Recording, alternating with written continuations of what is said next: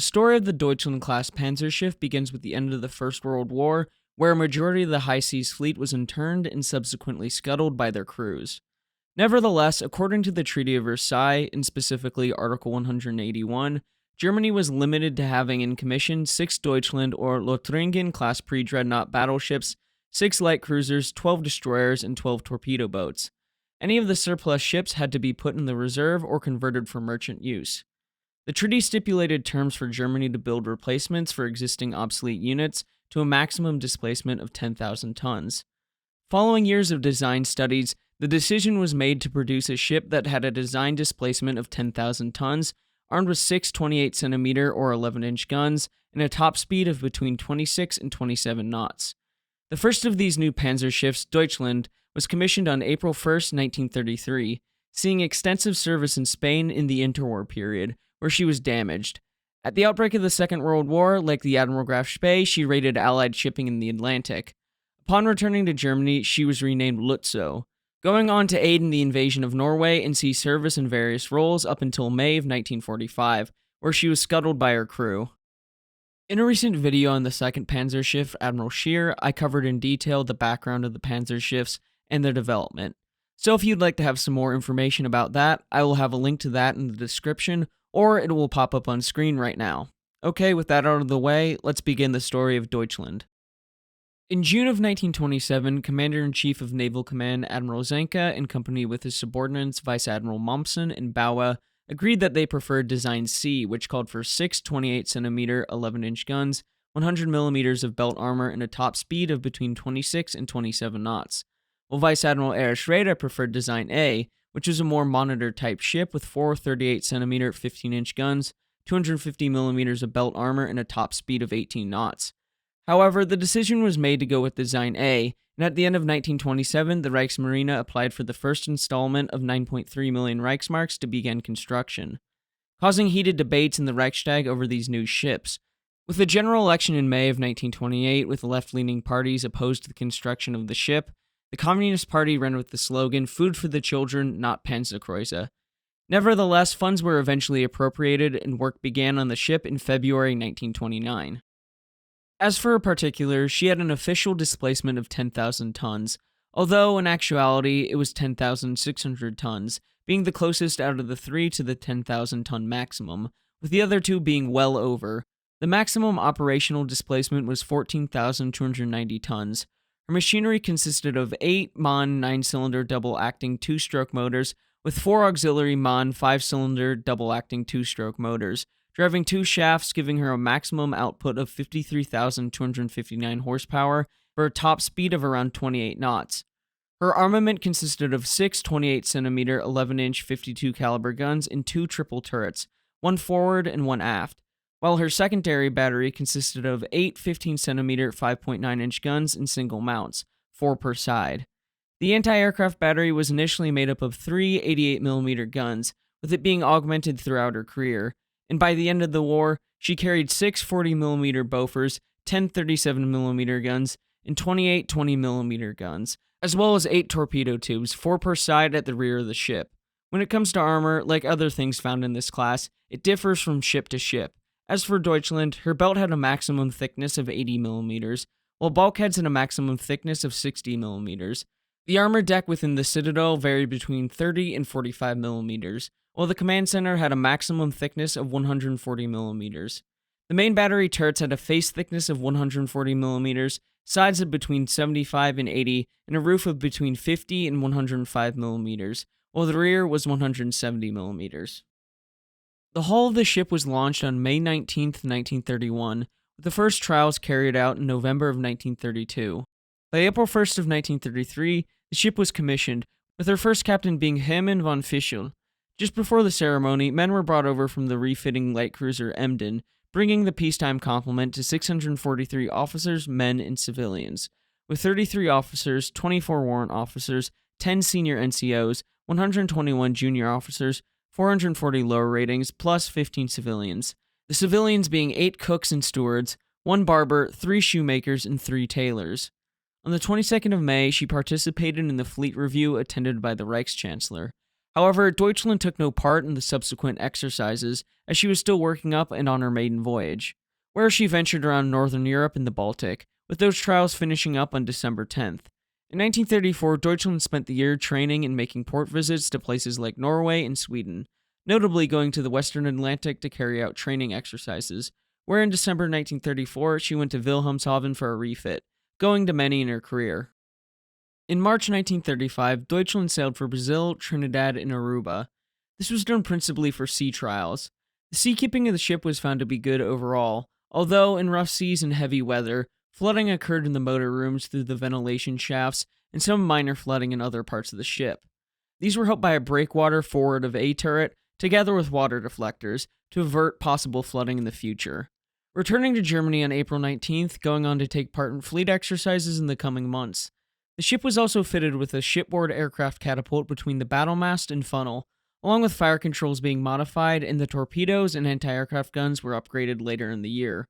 In September, she received her next captain, Paul Fange, who took the ship in company with the Admiral Scheer to the Azores and Canaries for gunnery practice, range finding, and towing exercises. The first few months of 1936 saw her doing crew training and exercises. However, in mid-July, the Spanish Civil War kicked off. Deutschland was loaded with live ammunition and in company with Admiral Scheer, the light cruiser Köln, and the 2nd Torpedo Boat Flotilla, headed to the Mediterranean coast of Spain to evacuate refugees, with the majority of them being German citizens, spending the next month going around to different coastal Spanish towns.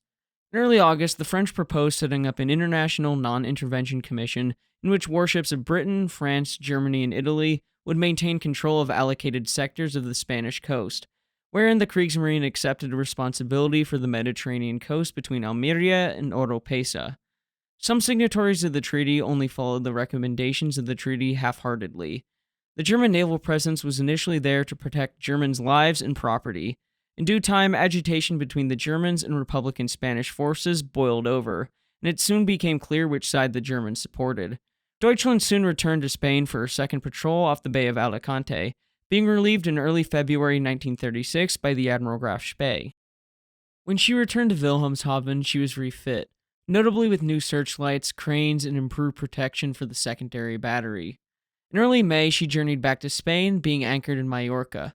On the 24th, Republican aircraft attacked the town and harbor installations, where the German and Italian ships in the harbor received attention from the bombers. 4 bombs fell near them within 200 yards. Leaving for Ibiza and hopefully safer waters, at around 6:15 on the 29th, 4 Republican destroyers and 2 cruisers, Libertad and Mendez Nunez, were approaching the Deutschland.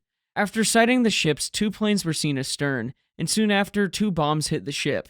The Republican destroyers opened up a rapid, albeit inaccurate, barrage. The bombs had hit aviation fuel, causing a fire that spread rapidly, forcing the crew to flood the forward 5.9-inch magazines.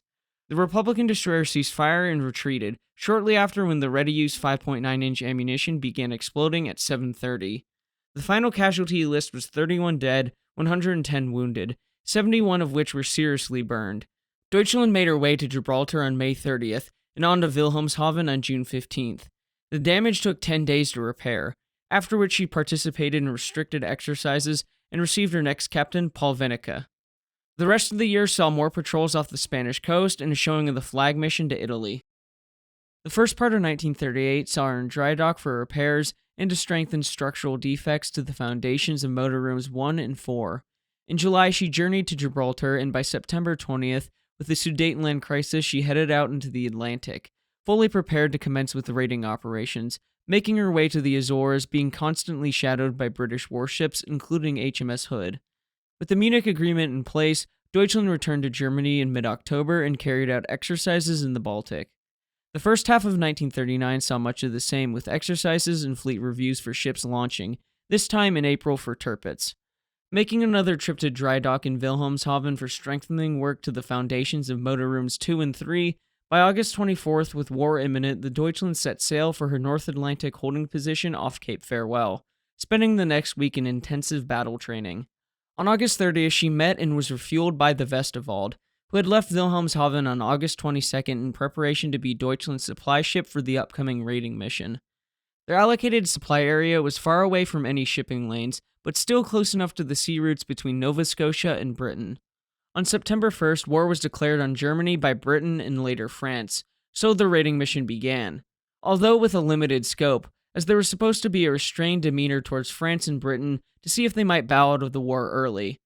In these 3 weeks, Deutschland's crew continued to train, and after one last top-off of fuel and supplies from Westerwald, on the 27th, Deutschland was given orders to really begin her commerce raiding mission, heading south towards the less protected sea lanes between Bermuda and the Azores, hoping that convoys had not yet been formed, with a chance that a solitary merchant ship might be found.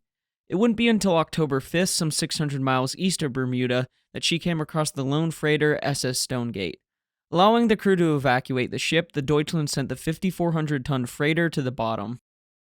Being tipped off by German intelligence that British warships had heard the distress signals of the Stonegate, and that the battleships Revenge and Resolution were in the area, the Panzerschiff made its way back up north, hoping to find fresh prey in the sea lanes east of Nova Scotia, most likely being merchant ships after a convoy had dispersed east of Newfoundland. On October 9th, she came across the SS City of Flint, a U.S. flag freighter on her way to Britain. The ship was seized with a prize crew being sent aboard. The ship had an eventful life after that, making it to Norwegian waters in Tromsø and then on to Murmansk. Eventually, the prize crew was detained in Norwegian waters, and the ship was sent back to the United States. Meanwhile, the commerce raiding cruise continued. On Saturday, October 14th, the small Norwegian freighter MV Lorenz W. Hansen was sunk with a cargo of lumber heading for Britain. Some hours later, another ship was sighted. However, it was a true neutral ship, and thus allowed to go on her way. Lack of ships sighted and sunk by Deutschland can be attributed to horrible weather, the reintroduction of the convoy systems, and the rerouting of shipping traffic.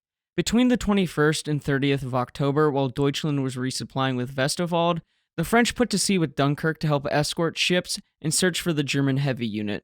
Deutschland was having issues, sustaining major damage. Splits had appeared in the superstructure and motor rooms, and 2, 3, and 4 were repeatedly out of action as water poured in from the ventilation ports.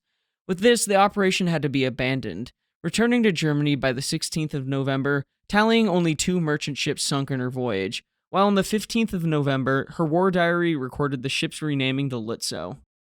The origins of this change come from Admiral Erich Raeder, upon which he stated 3 reasons of which I will read in full from Pocket Battleships of the Deutschland class, Warships of the Kriegsmarine by Klaus-Peter Schmolke and Gerhard Koop.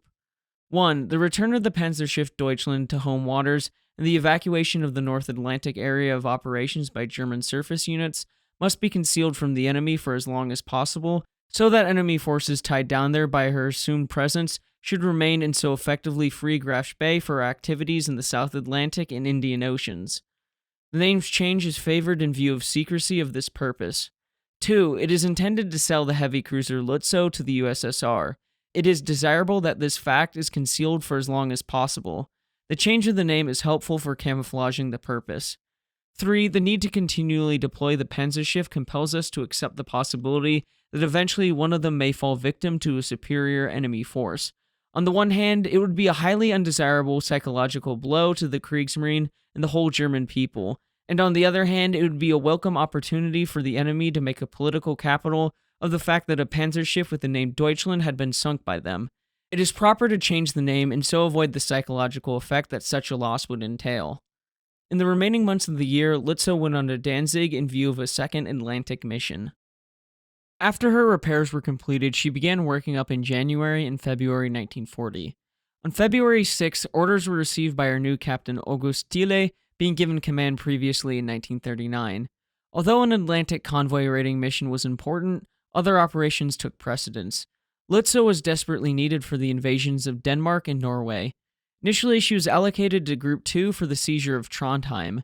At the last moment, Auxiliary Motor 1 broke down, and the ship was reallocated to Group 5 for the occupation of Oslo.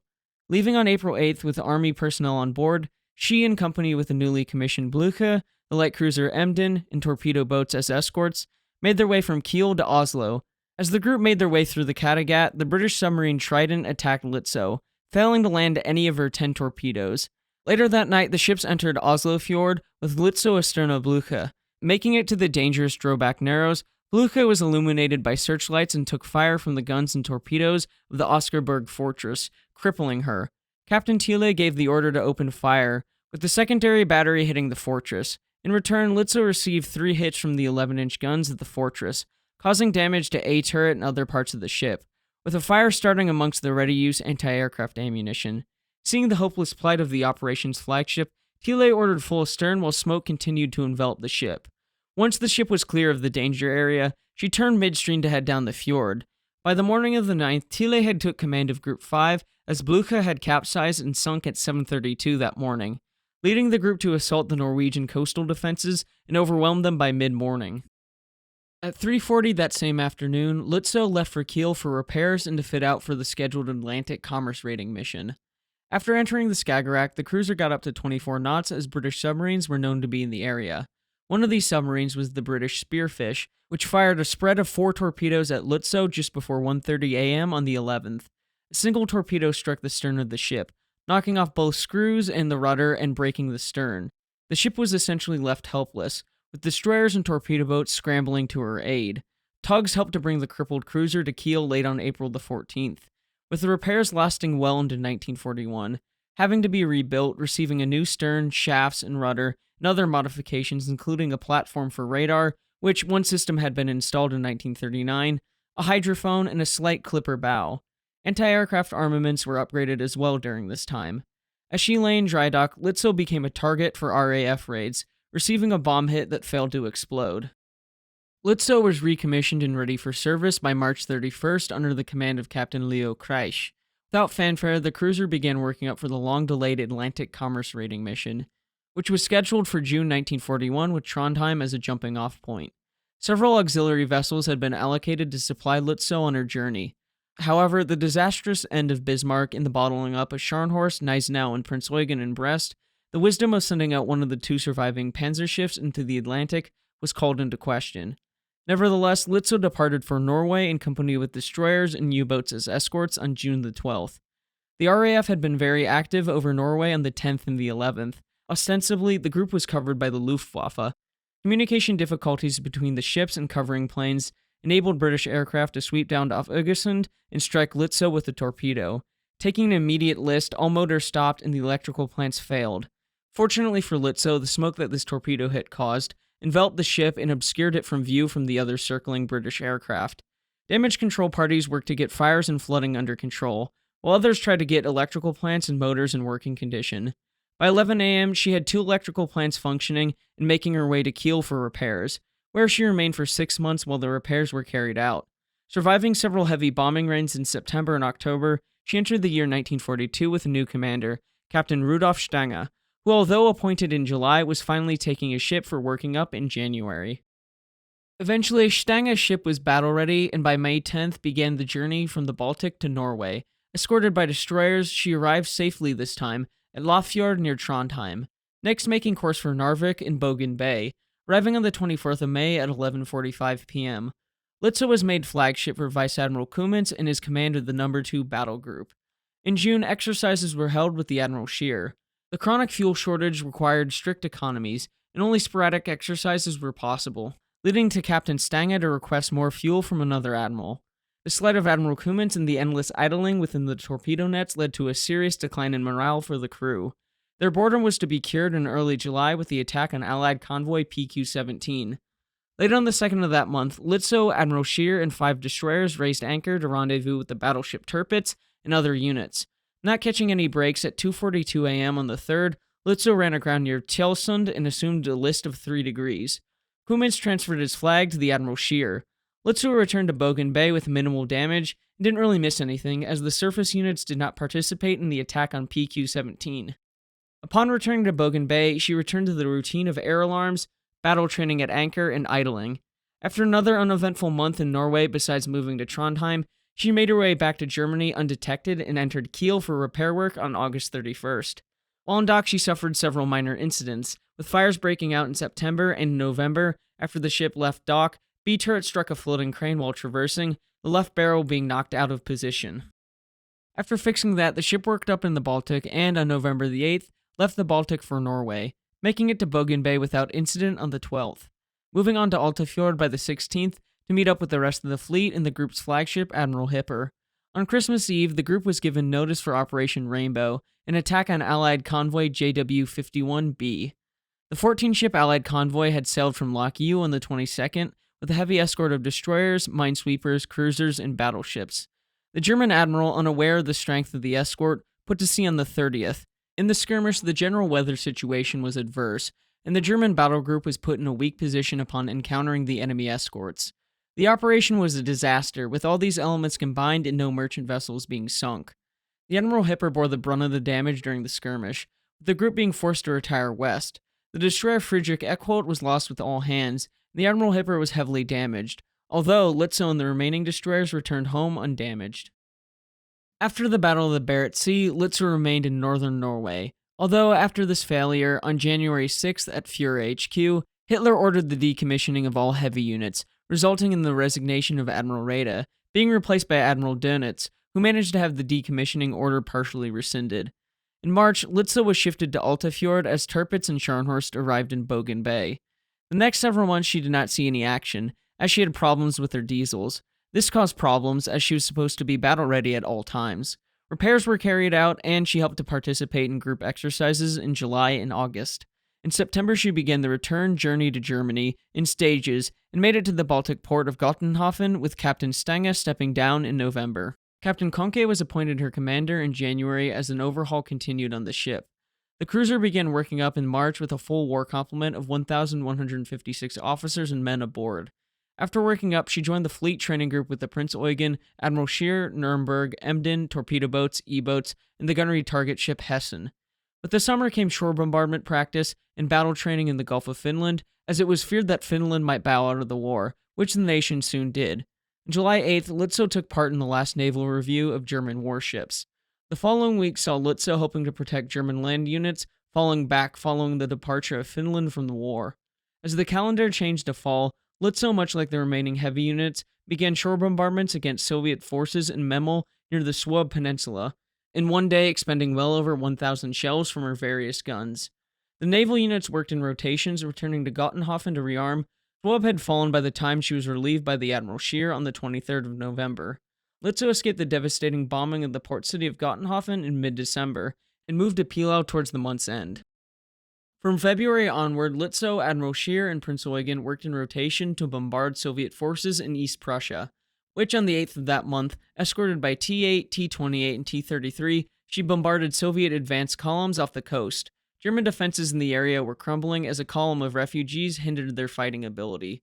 She continued her rotations of shore bombardments and rearming, helping to defend Gottenhafen and other ports, managing to survive several bombing attacks on Swinemunde until the 16th of April, when a British Lancaster bomber achieved a near miss and opened up a large hole in the side of the ship, and she assumed a list of 56 degrees. Two 1,000-pound bombs also hit the ship in the forward and aft main battery magazines, failing to detonate. She was hit in shallow water, and therefore with the help of a salvage vessel, she was restored to an even keel, where the starboard 5.9-inch guns and A turret were pumped dry, and by the 28th she resumed the bombardment of Soviet land forces. Her last commander, Captain Ernst Lange, was appointed in April. By that time, only gunnery personnel remained on the cruiser, as the rest of the crew had been formed into emergency infantry units. Once all ammunition had been expended and it was clear that the situation could not improve, the order was given to scuttle the ship.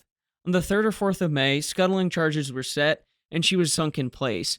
The eventual fate of the wreck is not known for certain. Some say she was seen at Kronstadt in 1948 and 1949, while this is more likely the Admiral Hipper-class vessel sold to the USSR.